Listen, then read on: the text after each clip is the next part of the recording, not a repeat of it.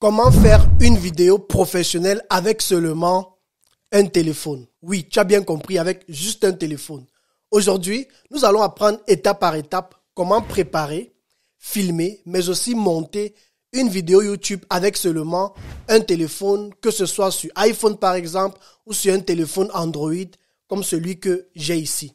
L'objectif ici est de pouvoir guider toute personne qui vient de lancer une chaîne YouTube ou le fera bientôt à créer du bon contenu vidéo sans avoir à investir dans une caméra numérique qui n'est pas souvent à la portée de tout le monde financièrement. Même si aujourd'hui j'utilise plus souvent une caméra numérique pour mes vidéos YouTube, lorsque j'ai commencé dans la vidéo et que je n'avais pas les moyens, je me battais avec un téléphone et franchement, je dois avouer que la qualité était bonne pour un début. Il y a plusieurs avantages à faire ces vidéos avec son téléphone lorsqu'on est débutant sur YouTube. Tu n'as pas de temps à investir sur les tonnes de réglages comme avec une caméra numérique. Tu n'as pas besoin d'investir dans des accessoires chers si ce n'est juste qu'un micro de cravate ou encore un ring light pour améliorer l'éclairage de ton environnement. Tu n'as pas besoin d'investir dans des logiciels de montage parce qu'il existe aujourd'hui beaucoup de logiciels qui te permettent de monter des vidéos directement sur ton téléphone. Et la dernière raison ici est que avec un téléphone, tu peux filmer n'importe où parce que tout est facile à transporter. Allez, finis les blablabla et maintenant place à l'action. Après le générique, c'est parti.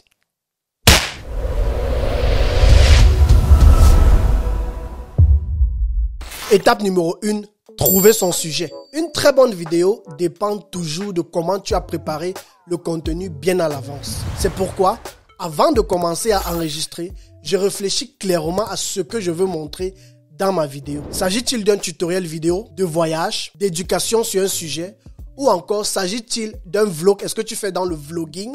Par exemple, où tu parles de ton quotidien à ta communauté. Choisis un sujet qui te passionne et qui intéressera ton public. Pour le savoir, tu pourras travailler avec des outils comme Keyword Explorer ou TubeBuddy qui t'aideront à déterminer les sujets les plus pertinents du moment ou encore les sujets sur lesquels la plupart des gens recherchent sur Internet. Essaye de trouver ceux qui se rapprochent le plus de ta thématique et commence à créer du contenu. Si tu ne sais pas comment on crée du contenu structuré pour une vidéo, je t'ai créé un guide de 100 idées de contenu qui fonctionnent sur n'importe quelle niche. Tu pourras le télécharger et t'inspirer de chacune de ces 100 idées pour créer le contenu de tes propres vidéos. Avec ce guide, je peux t'assurer que tu ne manqueras plus jamais d'inspiration dans chacune de tes prochaines vidéos et tu sauras désormais comment donner une ligne claire à tous tes contenus. Cette stratégie, je l'ai apprise d'un de mes mentors dans la vidéo du nom de Parker Walbeck. D'ailleurs, à qui je tiens à dire merci beaucoup. J'utilise cette stratégie dans chacune de mes vidéos et franchement, je suis plus que satisfait de mes résultats. Étape numéro 2, préparer son téléphone. La toute première des choses à vérifier avant l'enregistrement est que ton téléphone soit bien chargé et prêt à l'emploi. Je n'enregistre jamais une vidéo si je n'ai pas au moins ce 75% de batterie pleine. Ensuite, rassure-toi d'avoir assez d'espace de stockage pour pouvoir enregistrer ta vidéo. C'est un aspect que beaucoup de personnes négligent. Ils commencent à enregistrer et à un moment, la vidéo s'arrête tout d'un coup. Je ne sais pas si tu as déjà vécu ça. Ce genre de surprise arrive souvent quand on n'a pas pris le temps de vérifier son espace de stockage. Si ton téléphone est presque plein, prends le temps de supprimer tous les fichiers dont tu n'as plus besoin afin de libérer l'espace. Si ton téléphone permet l'utilisation d'une carte mémoire externe, alors achète-en une pour pouvoir augmenter ton espace de stockage. Active le mode avion aussi pour éviter les appels ou notifications pendant ton enregistrement. S'il y a une chose qui m'énerve, c'est lorsque je suis en train d'enregistrer et c'est là où un ami ou un pote m'appelle. Et franchement, je peux exploser. Donc, prends le temps toujours de te mettre en mode avion. Ça va beaucoup t'aider. Pour les accessoires de filmage, j'utilise uniquement 3 choses. Le ring light, le trépied et un micro. Tu n'as pas besoin de plus que ça. Le ring light va optimiser l'éclairage de ton sujet ou bien de toi-même. Le trépied va optimiser la stabilisation de ta vidéo et le micro va optimiser le son de ta vidéo. Étape numéro 3.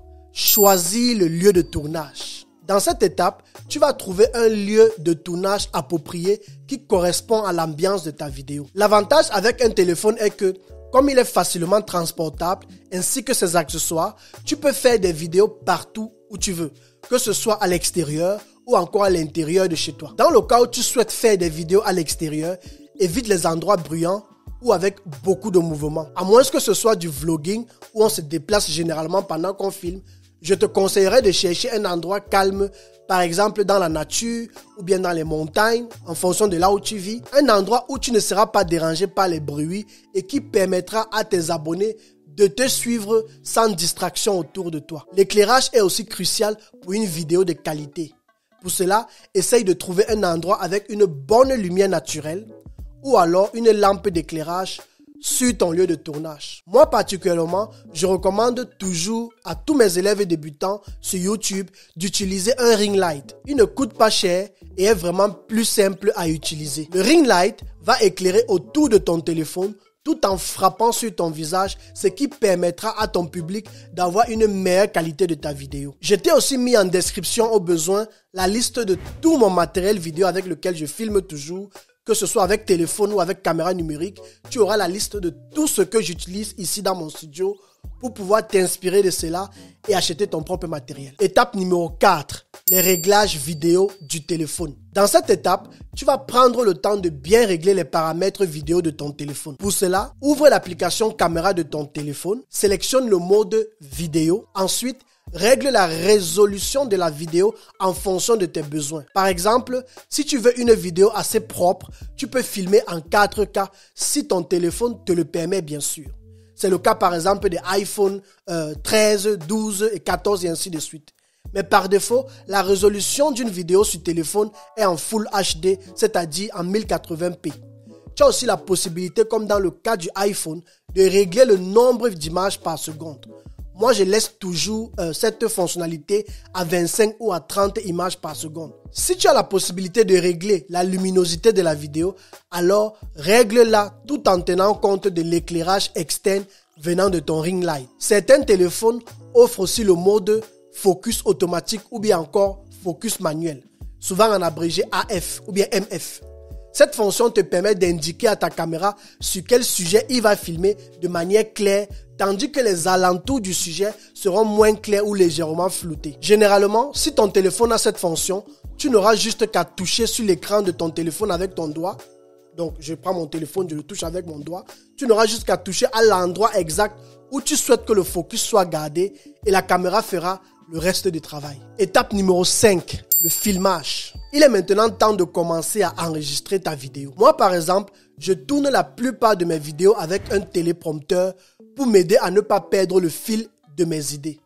Voilà pourquoi je recommande toujours à mes élèves de prendre le temps d'écrire le script de leur vidéo à l'avance ou alors, dans le pire des cas, de rédiger les points clés de ce qu'ils vont dire dans la vidéo. Cela facilite non seulement l'enregistrement, mais surtout le processus de montage en termes de productivité ou de gain de temps. Et ça, c'est un aspect que beaucoup de créateurs de contenu négligent souvent. Dans mon cas, j'utilise par exemple l'application vidéo téléprompteur lorsque je vais enregistrer sur téléphone. Il me permet non seulement de me voir sur la caméra pendant que je lis mon texte ou mes idées, mais aussi j'ai la possibilité de régler la vitesse de lecture, la direction du défilement des textes et plein d'autres fonctionnalités encore pour me faciliter la lecture pendant l'enregistrement. Cependant, si tu te sens à l'aise sans téléprompteur, alors enregistre normalement. Pour cela, appuie simplement sur le bouton d'enregistrement pour démarrer la capture de la vidéo. Pendant que tu enregistres, prends le temps d'être naturel sur la vidéo pour qu'elle soit dynamique et plus intéressante à suivre. N'hésite pas à faire des mouvements de main de temps en temps lorsque tu expliques des choses, mais aussi de sourire de temps en temps quand il le faut bien sûr.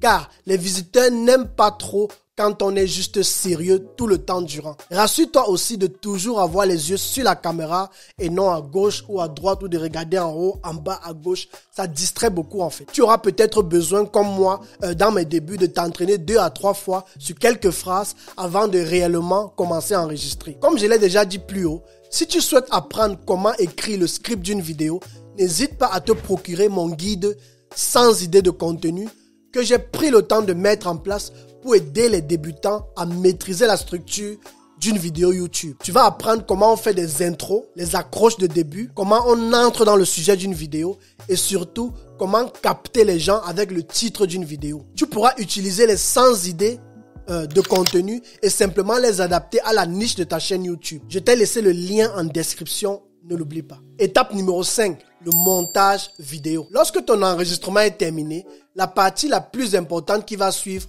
est de monter ta vidéo. Il existe plusieurs applications qui permettent aujourd'hui de monter une vidéo sur téléphone. C'est le cas de iMovie, InShot, PowerDirector, LumaFusion, CapCut, KineMaster et pour finir, Adobe Premiere Rush. Certainement, il y en a d'autres, mais ça, c'est ceux que je connais et que j'ai souvent eu à utiliser. Mes favoris parmi cette liste et ceux que j'utilise principalement aujourd'hui sont CapCut et Adobe Premiere Rush. Quelle que soit l'application que tu vas utiliser, le principe de montage reste le même. Tu vas commencer par supprimer les parties inutiles de ta vidéo. Par exemple, s'il y a des endroits où tu te répètes, des endroits où tu fais des endroits où tu tousses par exemple, des endroits où ta voix, pas trop dérange, tu vas simplement les supprimer. Ensuite, tu vas ajouter des transitions entre chacune des séquences d'enregistrement. Par exemple, si ta vidéo parle de 10 idées de business sur le e-commerce ou encore 4 conseils pour perdre le poids, tu ajouteras une transition entre le conseil 1 et le conseil 2. Ensuite, tu prendras aussi le temps d'ajouter de la musique ainsi que des effets sonores lorsque tu fais apparaître un texte ou une image pertinente qui illustre quelque chose que tu es en train de dire. Si tu es satisfait de ton rendu final, tu vas maintenant exporter la vidéo dans le format souhaité avant de le publier sur les réseaux sociaux. Sur YouTube, c'est généralement en 16:9 qu'on publie, qui est le mode paysage, ou encore en 9:16, qui est le mode portrait. Il est généralement utilisé pour les vidéos en short sur YouTube ou encore sur TikTok par exemple, ou les réels sur Instagram ou Facebook. Naturellement, il existe plein d'autres formats vidéo en fonction de ton réseau social. Mais je te conseille dans un début de travailler et de te concentrer uniquement sur du 16:9 qui est le mode paysage ou alors du 9:16 qui est le mode portrait. Super! Tu as désormais toutes les connaissances nécessaires pour monter une vidéo de qualité sur téléphone. Bien sûr, tu ne monteras pas dès le départ comme un professionnel, mais crois-moi, tu t'amélioreras avec le temps à force de faire et refaire de nouvelles vidéos parce que cela deviendra une routine et qui sait, peut-être bientôt une passion. Cependant, même si monter une vidéo sur téléphone reste une solution de débutant, je conseillerais toujours dès que possible de passer au montage sur PC ou ordinateur. Monter une vidéo sur ordinateur offre toujours plus de flexibilité et permet de commettre moins d'erreurs.